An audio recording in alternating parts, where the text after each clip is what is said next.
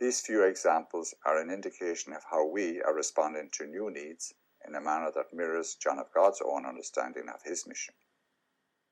They show that the mission we carry out demands flexibility, an openness to change, with a willingness to respond to urgent and unmet needs.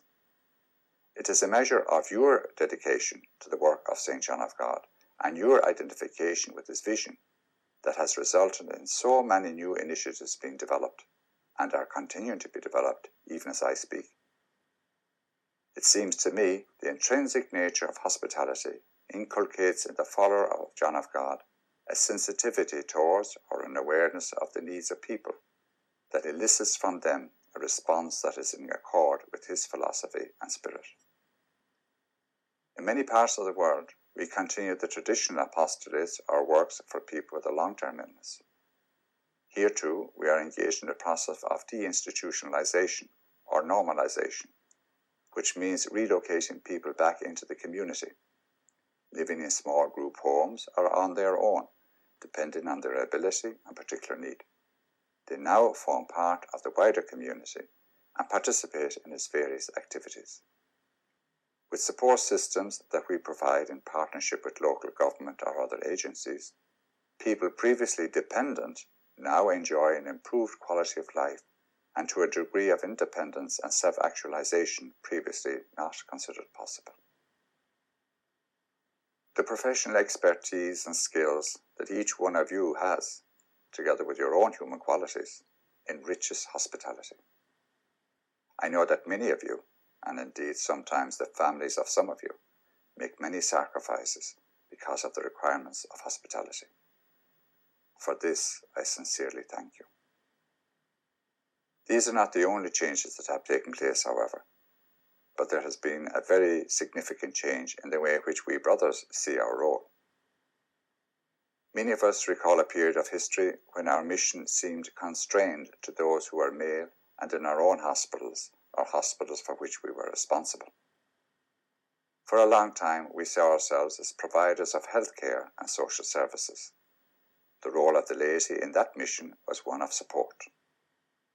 We now define the brother's role as that of being a critical conscience, a moral guide, a prophetic presence, open to new needs, and close collaboration with co-workers.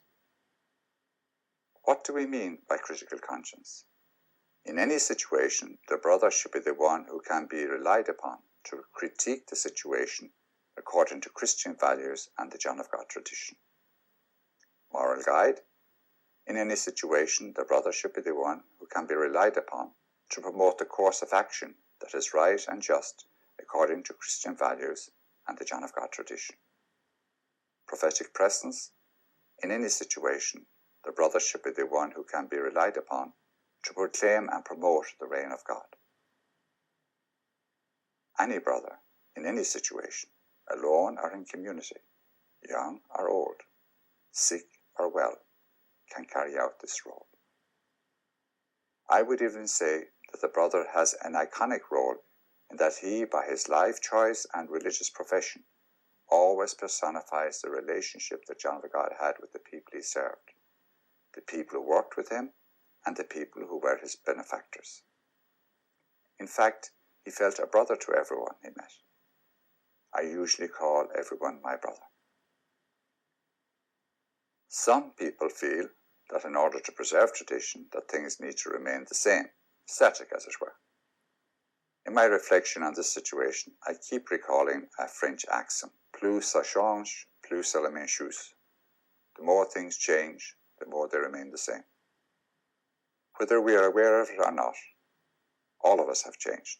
In fact, science tells us that our physical bodies change every 7 years. Likewise, if we take a close look at our lives, our attitudes, and the way we live our lives, we will find that in fact we all have changed substantially over the years. John Henry Newman, the English cardinal, states that to live is to change, to have lived long is to have changed often. Is it any wonder, therefore, that when we look at our history as a St. John of God family, we can see the enormous changes that have taken place down the centuries? You might say a new face, a new way of being present to the world, A new way of responding to the needs of people and people in need is being fashioned constantly. What has remained constant, however, despite great differences in time, place, situations or conditions, are the values, the motivation and the commitment to the brother or sister in need, as demonstrated for us by St. John of God, whom we try to emulate in our daily lives. Our capacity for change is part of our nature as a group, because we've always had a sense of being sent and led to the poor, sick and needy, in order to bring into their lives the fraternal healing presence of Jesus. Our capacity for change is brought about by our faithfulness to the original inspiration that is St. John of God, and the legacy of hospitality that he left us. These two things have helped and enabled us to live and grow. In every culture, the practice of hospitality is a quality that is found to some degree. But the hospitality of which I'm speaking is the acceptance and service of the other that was lifted to a higher level by Jesus, when he told us not to be satisfied when we give hospitality to those who can repay us. When you have a party, invite the poor, the crippled, the lame and the blind. Then you will be blessed, because they have no means to repay you. So you will be repaid when the upright rise again. This is the hospitality that John of God lived out in his life, and today we seek to do the same. And this is what Pope Pius V was referring to when he welcomed the gift of John of God hospitality into the life of the people of God in 1572. He is reported to have said, "Behold the flower that was lacking in the garden of the church. May the Lord be thanked that such a necessary institute has been born in the church in our times." Perhaps the biggest instrument of change in modern times was the Church speaking to us through the Second Vatican Council, which was convened by Pope John XXIII. The Council urged us to use the Scriptures and our foundation story as instruments of renewal. Following this process, we rediscovered St. John of God, and this shaped the way that we evolved in the years since the Second Ecumenical Council of the Vatican, more than anything or anybody else. It was not by accident that one of the most significant documents published by the General Curia during this intense renewal phase was entitled, "John of God Lives On." John of God does indeed live on, in each one of you and in me.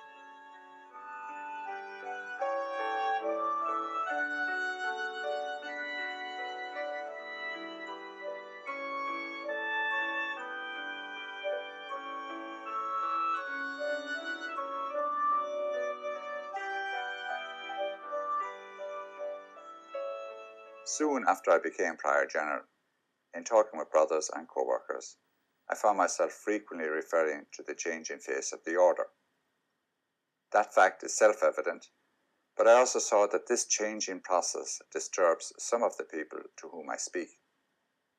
They interpret change in a negative way, seeing it as a diminishment of our mission and a loss of many aspects of the John of God story that they love.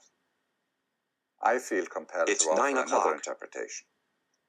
In order to preserve the heritage that we have received from John of God, we need to be renewing constantly, updating and refocusing on the mission, with the assurance that no matter what changes in our structures, methods and styles, John of God's charism of hospitality remains constant in the world with its magnificent results. I believe that this comforting thought should give us reassurance, peace and motivation to go forward with determination and confidence.